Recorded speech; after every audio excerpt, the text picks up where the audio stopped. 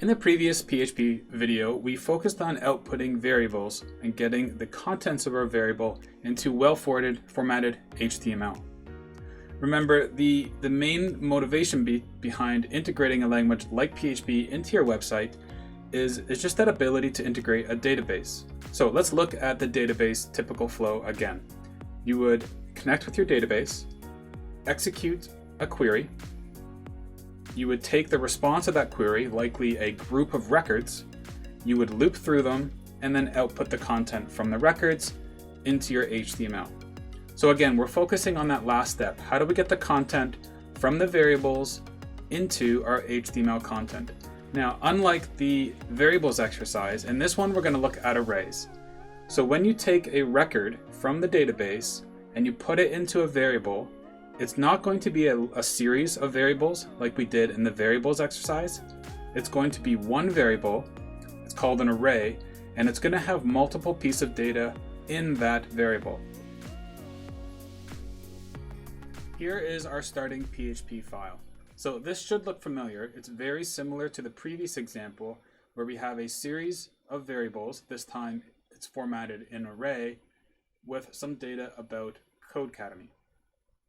So the difference here is instead of 4 different variables, we have one variable. It's called an array. Inside the array is broken down into smaller pieces. These are called keys. So here we have one variable. It's an array filled with 4 keys with different values. If I want to output this, it's very similar to outputting plain variables. So this should look pretty familiar. So let's output an h2 and output the name.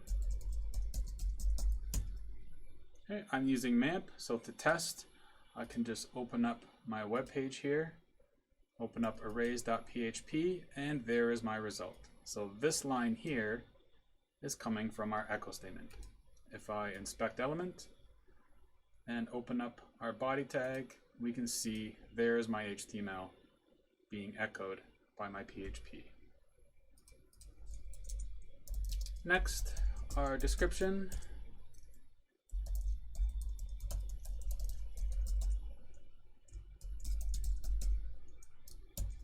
Save and refresh.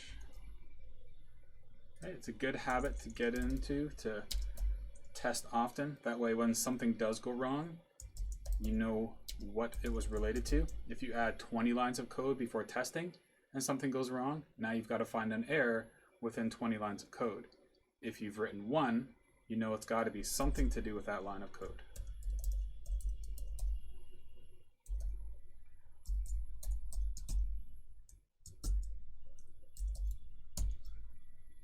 And our image. And again, that image is quite big. So let's just resize it with a quick width attribute and a link.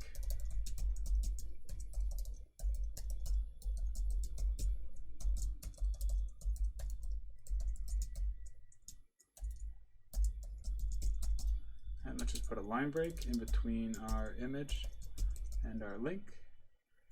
Save and refresh, and there's our result. So exact same result as the variables example, except this time our data is coming from an array. Again, we're one step closer to getting our content to be coming from a database.